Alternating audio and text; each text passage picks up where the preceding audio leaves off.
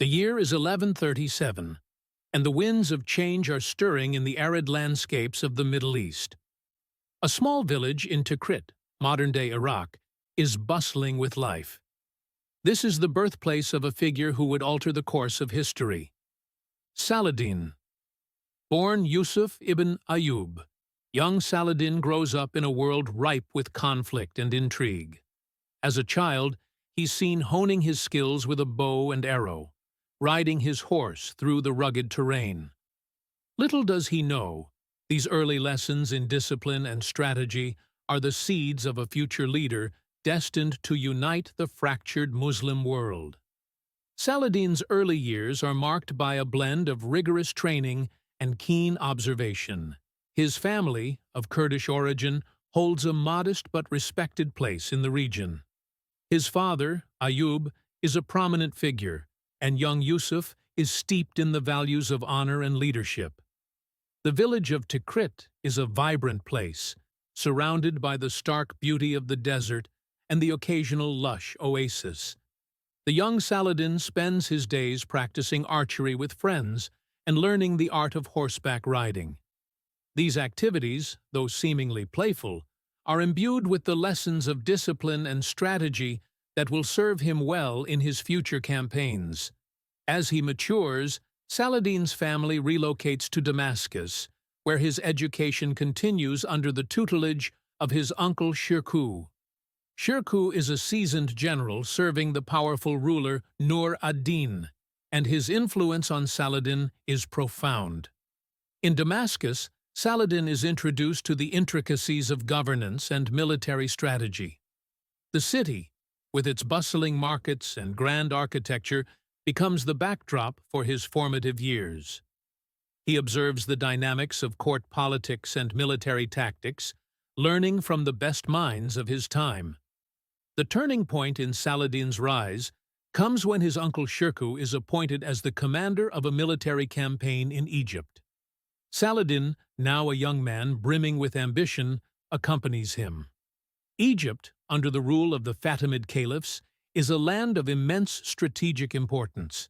The campaign is arduous and fraught with challenges. Saladin's prowess on the battlefield and his keen strategic mind earn him respect and recognition. In 1169, after a series of successful campaigns, Saladin is appointed as the Vizier of Egypt. This role is a significant leap in his career, providing him with the power and authority to implement his vision. Egypt becomes the heart of his growing influence, and Saladin begins to consolidate power, forging alliances and strengthening his position. His leadership style is a blend of military acumen and diplomatic finesse, ensuring stability and garnering the loyalty of his subjects. Saladin's conquest of Egypt is marked by a series of decisive battles. The strategic landscape is complex, with various factions vying for control.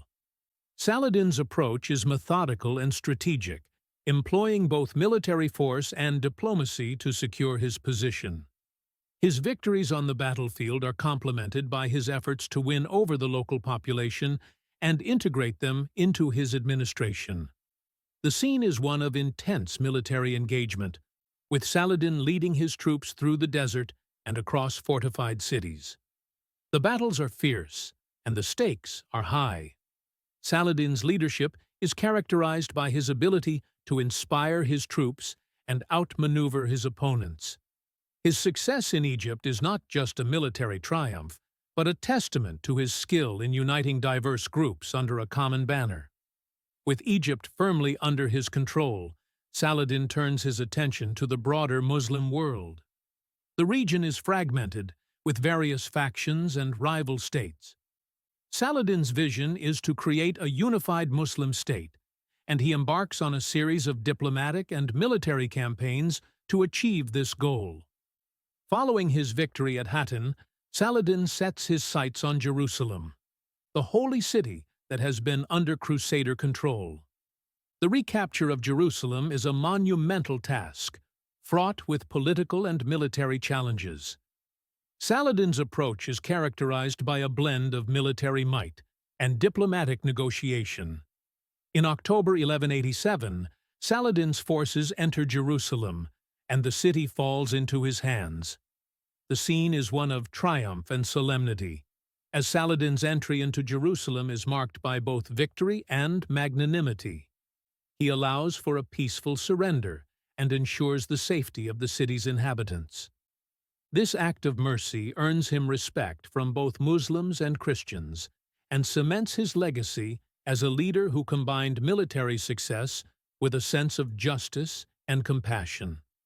Saladin's impact extends far beyond his military conquests.